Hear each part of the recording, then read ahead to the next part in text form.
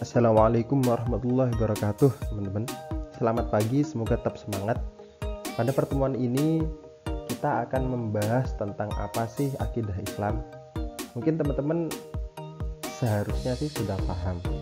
Akan tapi kita ulangi lagi sebagai dasaran kita belajar ilmu kalam.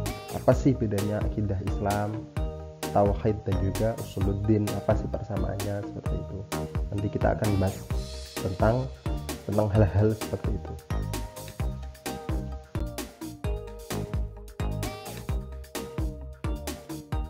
Pertama adalah prawacana terlebih dahulu. Seperti yang kita tahu bahwa akidah merupakan asas yang paling dasar dalam kehidupan beragama.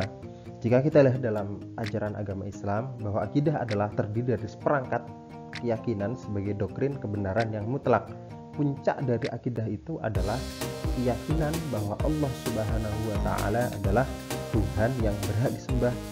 Kemudian keyakinan terhadap malaikat Allah, wahyu Allah, kitab-kitab Allah, para nabi dan rasul, pembawa misi suci, dan hari akhir, dan tentunya tentang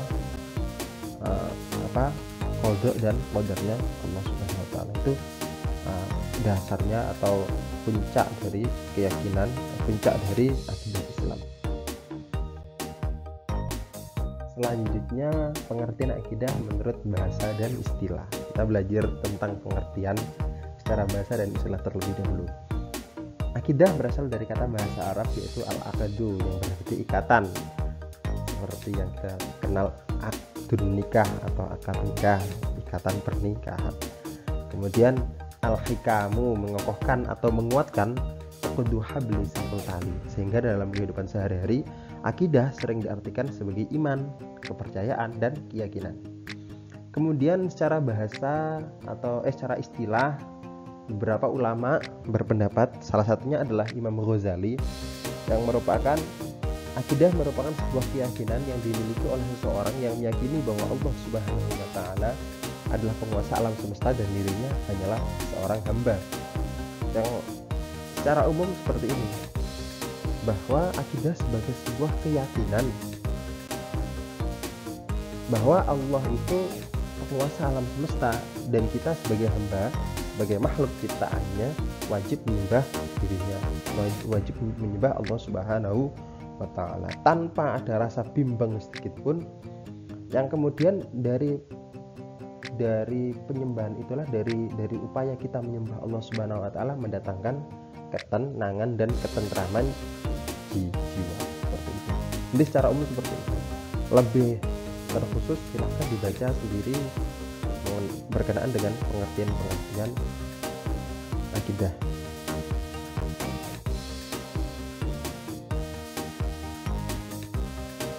Sehingga akidah Islam secara syarak yaitu iman kepada Allah, malaikat, kitab dan rasul Allah, iman kepada hari akhir, serta qada dan qadar yang baik maupun yang buruk.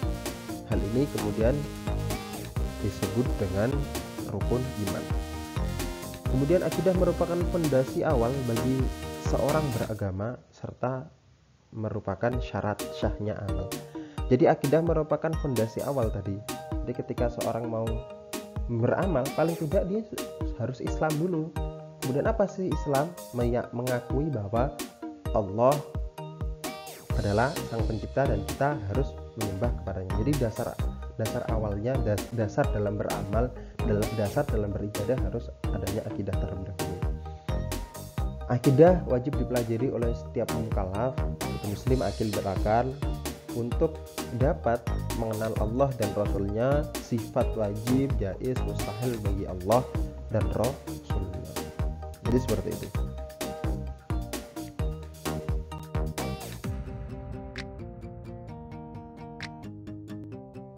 Menurut Muhammad Shaltut, syariah merupakan hasil dari lahirnya akidah. Dengan demikian, tak akan ada syariah tanpa adanya akidah, karena akidah sebagai fondasi dari syariah. Contohnya seperti apa? Kita telah meyakini bahwa Allah adalah pencipta dari alam semesta, sehingga kita harus taat kepada Allah Subhanahu wa Ta'ala. Kita harus mengikuti segala perintahnya dan menjauhi segala larangannya. Itu adalah akidah. Kemudian bagaimana cara kita untuk mengikuti perintah Allah Subhanahu wa taala? Salah satunya dengan salat, dengan sholat, dengan puasa, dengan zakat, dengan haji. Itu merupakan syariah. Jadi paling tidak kita harus berakidah terlebih dahulu baru kita melaksanakan syariah. Tidak boleh kita melakukan syariah tanpa adanya akidah, maka tidak jadi apa-apa, itu kosong hasilnya. Kita sholat tapi kita tidak mengakui Allah itu sebagai pencipta kita, tidak sah amalnya. Secara sederhananya seperti itu. Jadi syariah merupakan hasil dari lahirnya akidah. Contoh orang Kristen ketika mau sholat ya nggak bisa sholat akan tapi sholatnya tidak sah, sholatnya tidak jadi karena dia tidak memiliki akidah Islamiyah. Maka yang pertama adalah akidah terlebih dahulu, kemudian akan lahirlah syariah.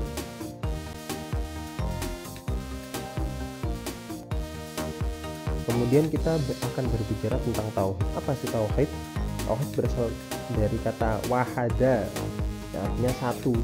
Imam Al-Junaidi Al-Baghdadi menyatakan bahwa tauhid adalah mensucikan Allah dan tidak menyekutukannya. Fokusnya adalah mengesahkan Allah Subhanahu wa taala, kata intinya wahada. Sehingga tauhid adalah meyakini tentang keesaan Allah sebagai sang pencipta serta meyakini bahwa Allah tidak menyerupai makhluknya dari semua segi apapun, baik ruang, waktu, batasan dan arahan. Kemudian tauhid adalah mengesahkan Allah Subhanahu wa taala pada zat, sifat, perbuatannya maupun dalam beribadah kepadanya serta tidak menyamakan Allah Subhanahu wa taala dengan makhluknya. Seperti yang saya jelaskan tadi, bahwa inti dari tauhid adalah meyakini keesaan Allah, bahwa Allah tidak sama dengan makhluknya. Makanya seperti yang kita kenal sekarang ada kalimat tauhid, la ilaha illallah, ora ono atau tidak ada Tuhan yang wajib disembah kecuali Allah Subhanahu wa taala. Dan Nabi Muhammad adalah utusan Allah, la ilaha illallah. Itu inti dari kalimat tauhid, seperti itu. Untuk mengesahkan Allah Subhanahu wa taala.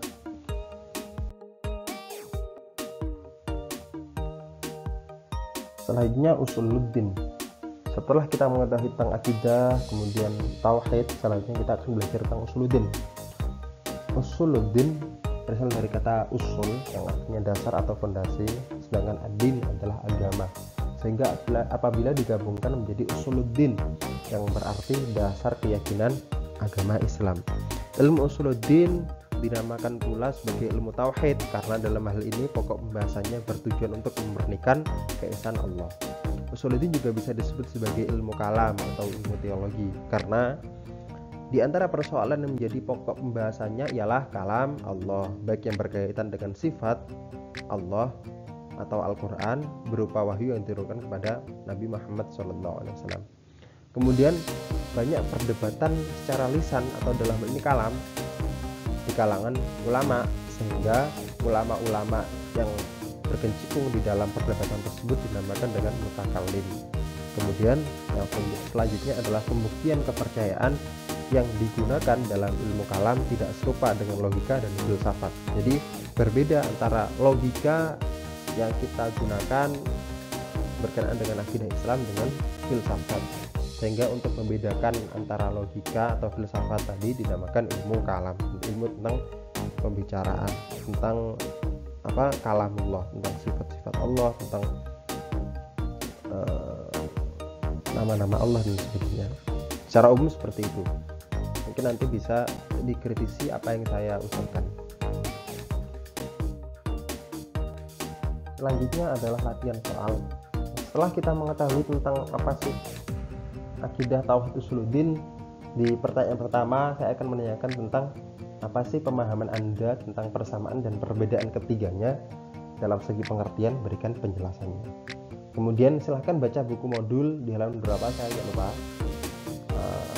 sekitar di bab ilmu kalam kalau nggak salah, bab kalam kalau. Silahkan dibaca di buku modulnya biar tahu, biar dilihat buku modul yang pernah saya berikan. tentang apa? Tentang bagaimana memahami ayat Ar-Rahmanu 'ala 'arsy istawa menurut para ulama. Silakan dibaca, kemudian silakan diringkas sesuai dengan pemahaman Anda. Untuk jawaban nanti bisa dikirim di Google Form seperti biasa. Bagi yang tidak bisa atau tidak bisa masuk Google Form, nanti silahkan menghubungi saya untuk nanti ditulis tangan seperti biasa kemudian dikirimkan. Tapi lebih baik melalui Google Form biar datanya masuk dan bisa terarsip dengan lebih baik seperti itu. Baik, terima kasih. Kita akhiri pertemuan pada pagi hari ini. Semoga dapat menjadi manfaat bagi teman-teman dan juga bagi saya. Apabila dalam pernyataan ini saya kurang memahamkan, silakan ditanyakan. Saya lebih suka siswa-siswa yang kritis dalam menanyakan apa yang saya ucapkan. Silahkan ditanyakan, silahkan didiskusikan, silahkan dipelajari lagi. Baik, pada pertemuan selanjutnya kita akan membahas tentang fokus pada prinsip dan ruang lingkup akidah Islam. Setelah kita mengetahui tentang perbedaan dari tiga itu, kita akan bahas tentang prinsip dan ruang lingkup akidah Islam. Baik, kurang lebihnya mohon maaf. Apabila masih banyak salah kata, silahkan dimaafkan. Apabila tidak dimaafkan, silahkan dimaafkan juga. Baik, assalamualaikum warahmatullahi wabarakatuh.